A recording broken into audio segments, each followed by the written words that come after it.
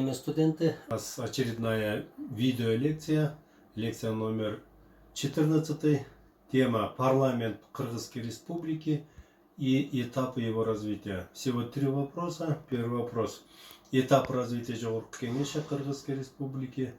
Второй вопрос: попытка перехода к парламентской форме управления, начиная с 2010 года.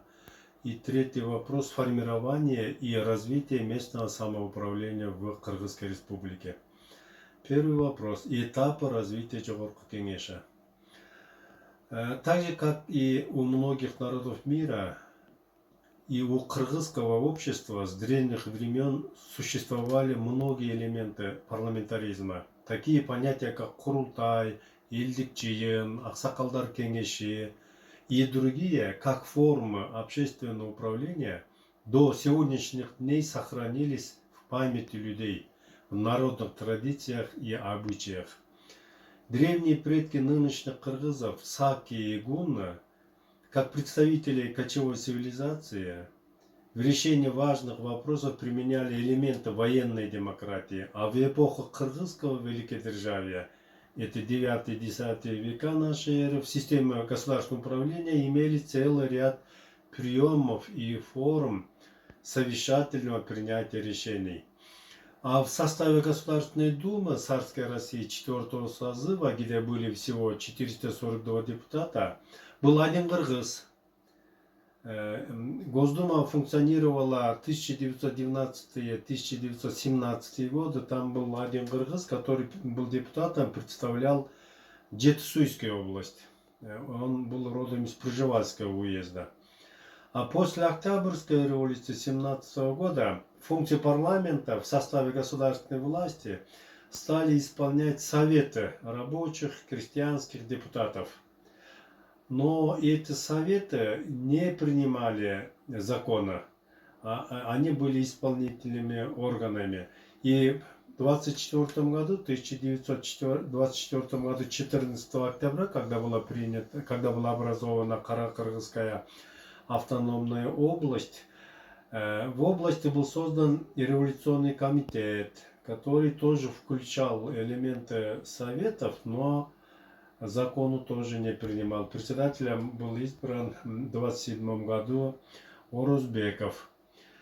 В 1936 году, когда Кыргызская ССР стал Кыргызской ССР, Кыргызской Советской Социалистической Республикой, одной из 15 союзных республик Советского Союза, после этого была принята Конституция 1937 года, и согласно этой Конституции был создан однопалатный Верховный Совет Кыргызской ССР. И первые выборы проходили в 1938 году 24 июня, а первое заседание Верховного Совета Кыргызской ССР состоялось 18 июля 1938 года. Именно этот день, таким образом, является 18 июля 1938 года, является днем образования законодательного органа Кыргызстана Жогорку Кеңеша. Последующие выборы состоялись в связи с Великой Отечественной войной уже 1947 года, через 9 лет, а последующие каждый через 4 или через 5 лет. И последние изменения, внесенные в Конституцию Кыргызской ССР 1975 года, срок работы депутатов с 4 года, если раньше было 4 года, теперь установили 5-летний срок депутатских полномочий. И последний созыв, 19-й созыв Верховного Совета Кыргызской ССР, выборы состоялись в феврале и марте 1990 года. Это были годы перестройки, гласности, и впервые за советское время, за советскую власть, впервые выборы проходили альтернативно. В советское время выборы были просто фарсом. Люди просто голосовали. Кандидатов, фамилии кандидатов, они все спускались сверху.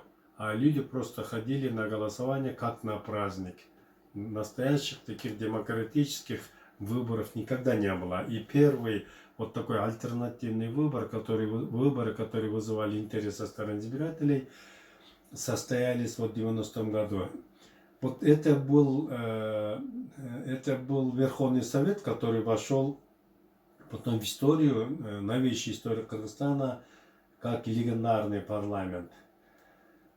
И первая сессия этого созыва состоялась в апреле 1990 года. И этим парламентом были приняты очень важные документы, такие как Декларация о независимости в 1991 году, Декларация о суверенитете от 15 декабря 1990 года, Конституция Кыргызской Республики 5 мая 1993 года. Кроме этого, этим Жогорку кеңешем, легендарным парламентом, были приняты государственные символы, атрибуты, флаг 3 марта 1992 года, герб 14 января 1994 года и гимн, государственный гимн 18 декабря 1992 года. В 1993 году 10 мая была введена национальная валюта сом. Парламент этого созыва действовал в рамках, то есть в период очень таких вот переломный период. Избранный советский период, он оказался в центре значимых исторических событий. Преодолев устоявшиеся каноны советской действительности, он сумел переориентироваться на работу в новых условиях, приняв судьбоносные решения, определявшие правовую базу функционирования независимого Кыргызстана. К сожалению, этот парламент, легендарный парламент, из-за трения и разногласия внутри этого парламента был распущен досрочно. И очередная сессия Жогорку кеңеша, запланированная на 13 сентября 1994 года, не состоялась из-за отсутствия кворума. И Жогорку кеңеш самораспустился. Так завершился первый этап развития Жогорку кеңеша. А на самом деле самораспуск Жогорку кеңеша был организован и искусно проведен по прямому указанию и в интересах тогдашнего президента Акаева. Он к этому времени именно с помощью самого Жогорку кеңеша и его председателя Шеримкулова, вот имеется в виду хотя бы тот факт, что какие были оказаны услуги Жогорку кеңешем президенту Акаеву 31 августа 1991 года, выдвинув его кандидатуру в президенте страны, при этом нарушив законы. И вот с помощью Жогорку кеңеша к этому времени Акаев уже успел построить крепкий фундамент авторитарного режима в стране, а он сам, Акаев, стал уже молодым драконом. И теперь такой многочисленный, трудноуправляемый, разношерстный парламент стал ненужным Акаеву. Потом он разделит этот Жогорку кеңеш на две палаты и будут укреплять свой семейный авторитарный режим управления страной. Жогорку кеңеш 20-го созыва вошел и остался в новейшей истории Кыргызской Республики как легендарный парламент исключительно по содержанию и количеству принимаемых законов в исторический переходный период. Сама природа переходного периода сделала этот парламент легендарным. А на самом деле, в целом и в общем, Жогорку кеңеш 12-го созыва был зависимым и полностью контролируемым президентом Акаевым и его администрацией. Хотя в среде депутатов имелись отдельные креативные, имеющие свои справедливые принципы депутата, все же он состоял на 99% из коммунистов, которые привыкли работать под руководством ЦК Компартии и центральной власти республики. Особенно после смены председателя Президиума Верховного Совета Кыргызской ССР Масалиева на Шеримкулова в ноябре 90 года Жогорку Кеңеш 12 созыва с применением разного рода хитроумных приемов и методов стал работать на молодого и еще неопытного в управлении, в деле управления стороны президента Акаева. И этот Жогорку Кеңеш, этот легендарный парламент внес свой вклад, в кавычках, в построение акаевского семейного авторитарного режима в стране. Развитие Жогорку Кеңеша условно можно делить на два этапа. Вот первый этап — это легендарная работа легендарного парламента 1990-94 годы, как относительно автономный, частично зависимый от президента парламент. А второй этап начинается со следующего созыва. Это уже первый созыв. От первого созыва Жогорку Кеңеша до сегодняшних дней. Это с 95 года по настоящее время. Это как полностью зависимый от президентской власти парламент. Вот так вот два. Можно было бы делить на три этапа. Вот когда в 2010 году, после апрельской революции, была принята новая конституция, которая ориентировала страну на построение парламентской республики. Это можно было бы обозначить как третий этап развития Жогорку Кеңеша, но эта конституция не стала работать. То есть парламентской республики строить не стали во время Атамбаева, либо из-за незнания Атамбаева этой конституции, либо просто он не хотел, видимо, поэтому он не стал выполнять требования этой конституции, и так же, как и раньше, президентская власть получила дальнейшее развитие. Первый созыв Жогорку Кеңеша состоялся, выборы первого созыва состоялись в феврале 1995 года. Это были выборы в двухпалатный Жогорку Кеңеш. В период 95-2000 годы в Кыргызстане действовал двухпалатный парламент первого созыва. Это законодательное собрание и собрание народных представителей, депутаты которых были избраны по мажоритарной системе в одномандатных округах. Первое заседание его двух палат состоялось 28 марта 1995 года. Таким образом, дату 28 марта 1995 года можно было бы считать днем образования законодательной ветви власти независимого Кыргызстана, то есть настоящим днем образования Жогорку Кеңеша. Законодательное собрание, деятельность которого проводилась на постоянной и профессиональной основе, так полагалось, состоялось из 35 депутатов, а собрание народных представителей, Верхняя палата, деятельность которого проводилась на сессионной основе, состояла из 70 депутатов. Депутаты обоих палат, избранные на равных избирательных условиях, имели равные права. И этим кыргызский двухпалатный парламент отличался от других парламентов мира. Лучше бы не отличался, лучше бы этого отличия бы не было. Потому что именно это отличие, то есть выборы в равных избирательных условиях, они свели на нет самой сущности двухпалатности парламента, то есть палату представителей, которые представляли бы региональных интересов. В период 2000-2005 года в Кыргызстане осуществлял свою деятельность Жогорку Кеңеш второго созыва. Он состоял, согласно Конституции 5 года, то есть 1993 года, из 105 депутатов. Конституционной реформой 2003 года было установлено, что в 2005 году будет формироваться однопалатный парламент в составе 90 депутатов.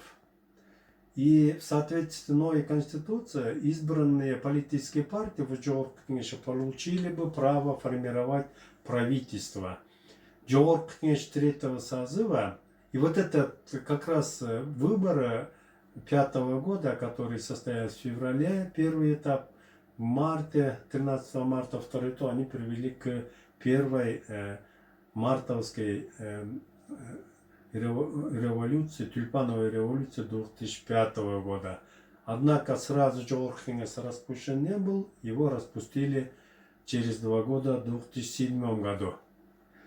И 16 декабря 2007 года состоялись досрочные парламентские выборы 4-го созыва.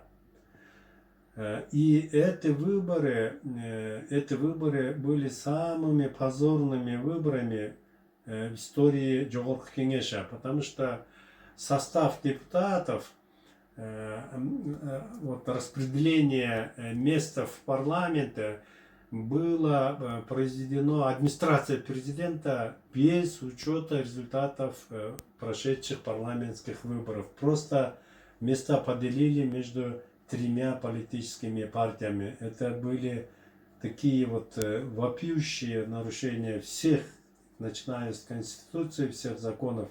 Это были позорные выборы. С образованием, и это привело к апрельской, в том числе это привело к апрельским событиям 2010 года. И парламент был распущен, создали временное правительство, и очередные выборы 4-го созыва состоялись в 2010 году, 5-го созыва.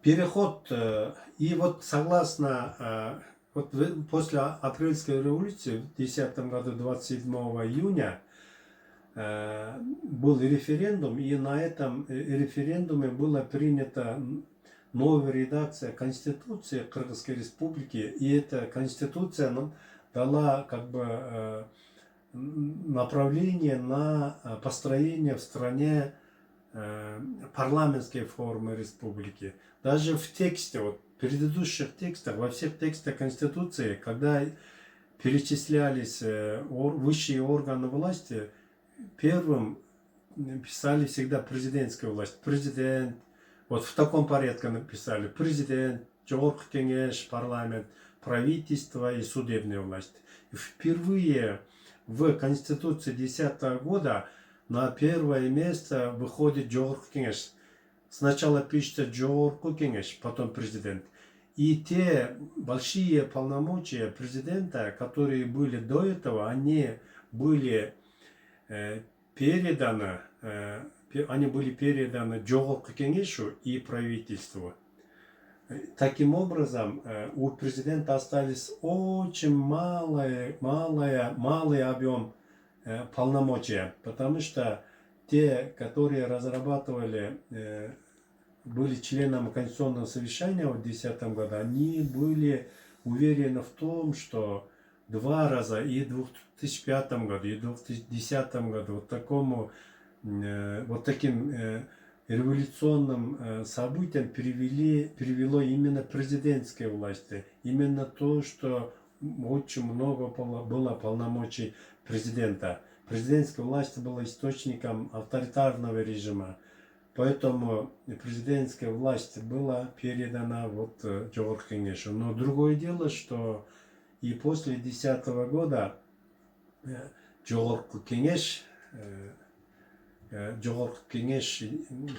не стал властью номер 1. И вот выборы, последние вот 5-го созыва выбора, которые состоялись 4 октября 2015 года, это 6-й созыв, 6-го созыва выборы, состав депутатов, может быть, и состав депутатов не позволил тому, чтобы эта конституция относительно полномочиям Жогорку кеңеша начала работать. В истории парламентаризма впервые была разработана и применена новая модель избирательного процесса с использованием современного технологического оборудования для идентификации избирателей и обеспечение автоматического подсчета голосов избирателей. По итогам выборов 2015 года, в которых приняли участие 14 политических партий, следующие 6 политических партий представлены, они выиграли и были представлены в парламенте. Это политическая партия, вот Социал-демократическая партия Кыргызстана, 38 мандатов. Партия Республика Атажик, 28 мандатов. Партия Кыргызстан, 18 мандатов. Партия Өнүгүү Прогресс, 13 мест. И партия Бирбол, 12 мест. И партия Социалистическая партия Артамекен, 11 мандатов. По национальному составу в Жоғарғы Кеңеше представлены были представители разных наций и национальностей. Это кыргызы, русские, узбеки, дунганы, уйгуры, казахи, таджики, татары и другие. И всегда вот согласно закону соблюдается и гендерное правительство. Теперь мы переходим к третьему вопросу: формирование и развитие местного самоуправления в Кыргызской Республике. Когда, будучи в составе Советского Союза, Верховный Совет Республики Кыргызстан 19 апреля 1991 года принял закон о местном самоуправлении в Республике Кыргызстан. Закон во многом явился копией закона об общих началах местного самоуправления и местного хозяйства в СССР, принятого 9 апреля 1990 года Верховным Советом СССР. 4 марта следующего года, 1992 года, законодательный орган нового независимого Кыргызстана, Жоғарғы Кеңеш, принял в новой редакции закон о местном самоуправлении и местной государственной администрации в Республике Кыргызстан. Вот так и называется этот закон, который стал основой реформирования местного самоуправления. Новый закон был ориентирован на укрепление вертикали государственной власти путем создания подчиненной центру местной государственной администрации.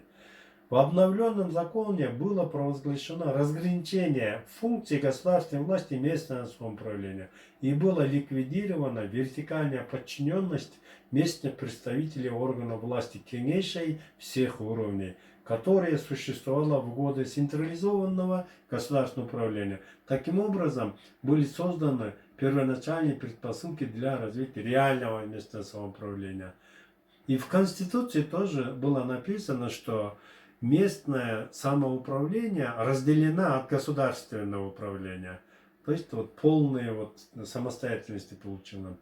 20 марта 1996 года был принят указ президента Кыргызской Республики о мерах по повышению роли и ответственности глав местных государственных администраций и местного самоуправления. Согласно указу в селах и поселках были созданы исполнительно-распорядительные органы айыл өкмөтү. Их было по республике тогда 460 айыл өкмөтү были созданы, которые до сих пор работают. В том же году постановлением правительства было передано в коммунальную собственность сельских управ более 5000 объектов на сумму более 1,5 миллиарда сомов. Начиная с 1998 года на местное самоуправление были переданы 12 городов районного подчинения. В городах были образованы исполнительные распределительные органы городские управы.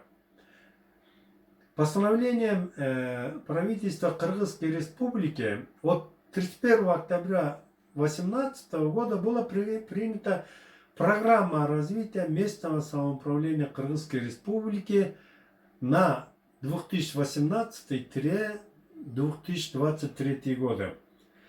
И вот сейчас местное самоуправление развивается согласно этой программе. В настоящее время в Кыргызской Республике имеется 31 город и 453 айыл аймака. При этом все органы местного самоуправления существенно отличаются между собой по численности населения, количеству населенных пунктов, территории, экономическим, финансовым возможностям развития и географическим условиям. Административно-территориальное деление страны требует проведения реформа, оптимизация. Вот, например, по численности населения Карасуйского района Волжской области, там проживает более 363 тысячи населения. Это превышает численность населения Таласской области, либо Нарынской области. В Таласской проживает около 250 тысяч и столько же, чуть больше в Нарынской области. В республике функционирует 67 аилных аймаков, состоящих только из одного села. В то же время существуют аилные аймаки, в состав которых входит более 15 сел с населением более 20 тысяч человек. Бюджетная обеспеченность местных сообществ остается низкой. Согласно действующей системе межбюджетных отношений на местный уровень распределения распределяется меньше ресурсов, чем необходимо для решения вопросов местного значения и исполнения делегированных государственных полномочий. На 1 января 2018 года 75 аилных аймаков из 453 являются самодостаточными, только 74. Это где-то 16,5% только самодостаточные. В 2017 году сумма выравнивающих грантов составила 1 миллион 818 тысяч сомов. По сравнению с 2016 больше на 200 миллионов сомов. Более трети от всех доходов органов местного управления поступает за счет выравнивающих грантов, что делает местные бюджеты зависимыми от центра. Предоставление органам местного самоуправления дотаций стало фактором, снижающим их заинтересованность в финансовой самостоятельности. Это очень большая проблема. На этом мы завершаем сегодняшнюю видеолекцию. До следующей встречи.